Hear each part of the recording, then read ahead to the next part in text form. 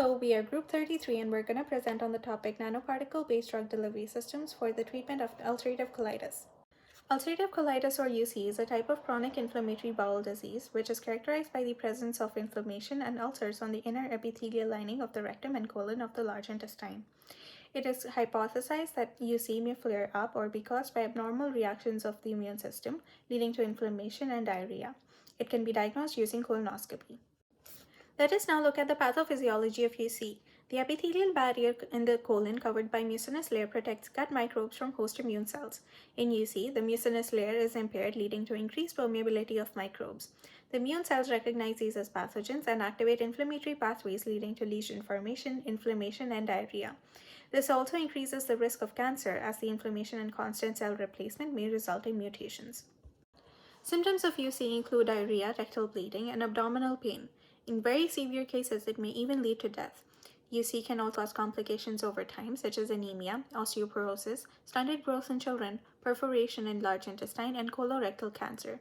Currently, in North America and Europe alone, over 1.5 million people suffer from UC. Currently, three major treatment strategies for UC include anti-inflammatory medications and immunosuppressants, oral corticosteroids, and surgical treatment. The targeting of oral drugs to the colon is difficult due to the physiological challenges of the GI tract, poor bioavailability, and low gastric retention. One other treatment plan for UC being explored is pH-sensitive NPs, which were chosen to be explored by our group.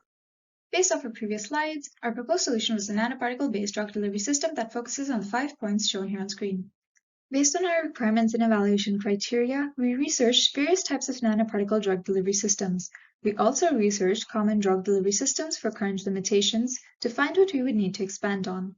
Unfortunately, it was difficult to find information regarding any specific values that our proposed system would meet, as it is a novel approach to drug delivery systems. Thus, we were unable to provide any specific values in our design requirements and criteria. For this research, we realized that our design would require the following. The system must have high compatibility.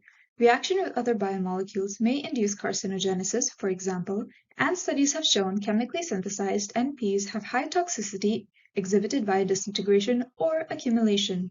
This affects DDS stability and targeting capabilities by the body's immune response. Oral bioavailability of drug encapsulated by NPs must be improved. For the effective treatment of UC, the NP system must withstand the environment of all parts of the GI system to improve bioavailability at the target site. The NP system must have a controlled drug release and retention mechanism. Current oral DDS have insufficient gastric retention time, and UC symptoms are chronic and may require lifelong administration. Controlled DDS improves efficacy by maintaining longer release time. Our evaluation criteria include cellular uptake of nanoparticles. Low uptake reduces drug efficacy by limiting the amount that reaches the target site, increasing dosage of the drug, thereby causing negative side effects. Solubility of NP system. Solubility affects drug bioavailability and dosage requirements, as premature NP degradation may lead to lower efficacy and higher toxicity of the drug. Cytotoxicity. The NP system can cause potential damage to a cell by inducing the generation of certain molecules or triggering immune responses that cause inflammation and tissue damage.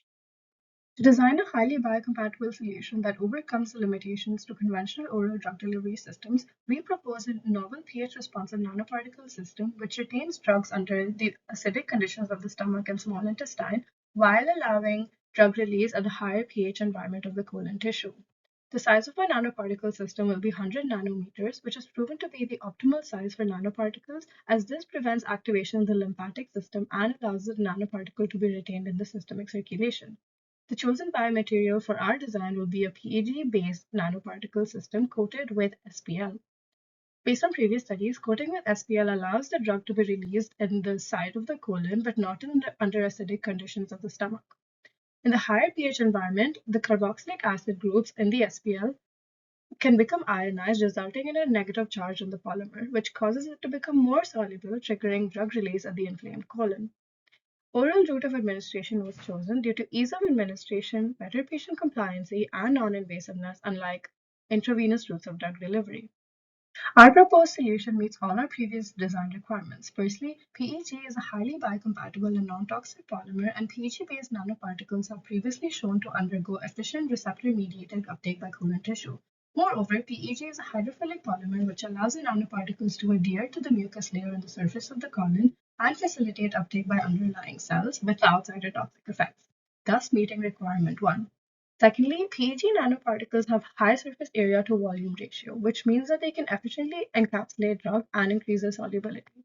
This is important for poorly soluble drugs as it can increase their bioavailability. Secondly, the optimal small size of our nanoparticle system allows it to be retained in the systemic circulation for a longer period of time, thus improving bioavailability and in vivo residence time, thus meeting requirement 2. Also, the stealth properties of PEG allow it to act as a steric barrier, which prevents the nanoparticles from being recognized and cleared by the immune system, prolonging their circulation time and improving their therapeutic efficacy. Lastly, as previously mentioned, when exposed to pH stimuli in the gastrointestinal tract, this nanoparticle system can favor drug release at the colon site due to the SPL coating. Once the nanoparticle reaches the more neutral pH environment of the colon, the coating begins to break down gradually, allowing for the slow release of the drug over time. This meets our requirement number 3. We can test the biocompatibility of our NP system by incubating it with human stem cells, which would then be analyzed via viability staining and cell metabolic assays. Mechanical tests can be performed by subjecting the PEG nanoparticles to shear stress using a shear cell or microfluidic device to test mechanical strength and stability. The in vivo stability of NPs will be tested in salt solutions, biological fluids, serum, and tissue homogenates via dynamic light scattering. DLS measures the scattering of a laser beam by the solution to obtain the size distribution of NPs. To assess colloidal stability ex vivo as well, spectrophotofluorometric analysis would be employed. This analysis measures the stability of the nanoparticles under controlled conditions. Finally, clinical trials involve the testing of safety and efficacy of the nanoparticles in humans and can provide valuable information on their pharmacokinetics, toxicity, and potential side effects. These are the following limitations to our solution. PEG nanoparticles coated with SPL can only encapsulate a small amount of drug, which can limit their therapeutic efficacy, especially for drugs that have low potency or require a higher dose. Although PEG nanoparticles are protected from immune clearance, they can still be cleared by the RAS system, which can reduce their circulation time.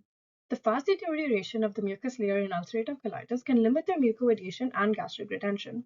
GR tract enzymes such as proteases can degrade the PEG nanoparticles, leading to premature drug release. Also, nanoparticles have the potential for off-target accumulation in surrounding organs or tissues, which can reduce the amount of drug available to the target site, thus reducing bioavailability. These are our following references. Thank you for listening to us.